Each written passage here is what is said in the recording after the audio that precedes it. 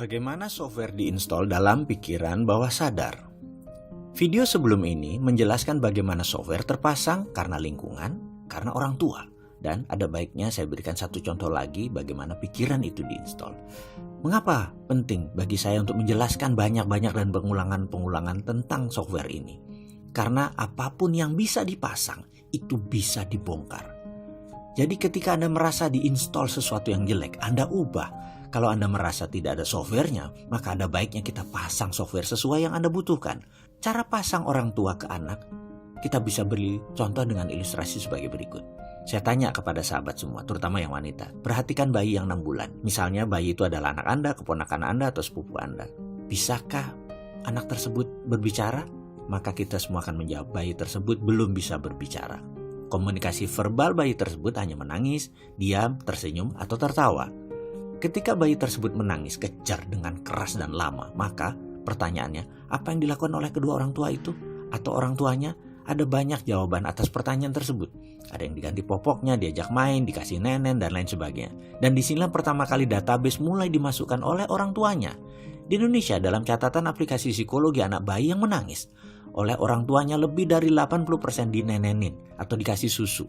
Sementara di Jepang, di Amerika, di beberapa negara Afrika, di Eropa budayanya lain lagi. Karena sudah dilihat tidak pipis, belum waktunya makan, tidak ada masalah fisik yang berarti, aman dalam box. Banyak orang tua hanya memainkan dan mengajak komunikasi sang bayi. Bayi pun begitu tidak diam, diteruskan main dan diajak bicara.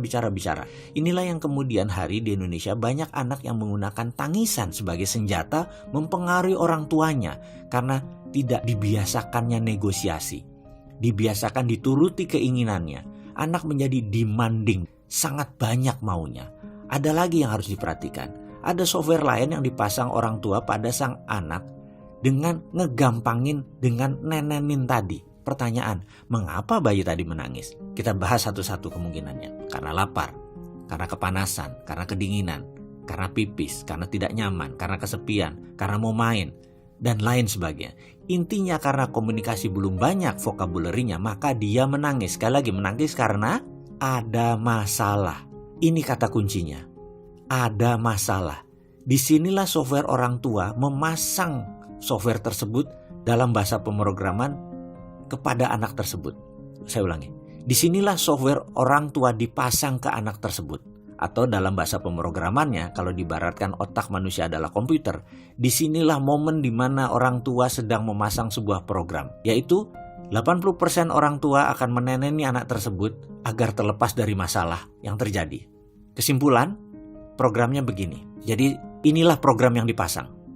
Nah, kalau ada masalah dalam hidupmu, masukkan sesuatu ke mulutmu. Software ini terpasang dalam pikiran bawah sadar sang anak sampai dewasa, di mana setiap Anda bermasalah dalam hidup Anda, di mana setiap ada masalah dalam hidupnya, mulailah dia memasukkan sesuatu ke mulutnya. Baik itu makanan, minuman, rokok, gigit jari, gigit pensil, apapun dimasukkan ke mulutnya untuk tenang seperti nenen sang ibu. Tidak heran, masalah memasukkan ke mulut tadi, yang paling banyak adalah makanan. Dan ini membuat populasi manusia Indonesia 35% adalah overweight. Jadi kita sudah mulai paham tentang bagaimana software itu terpasang dalam pikiran. Kita lanjut.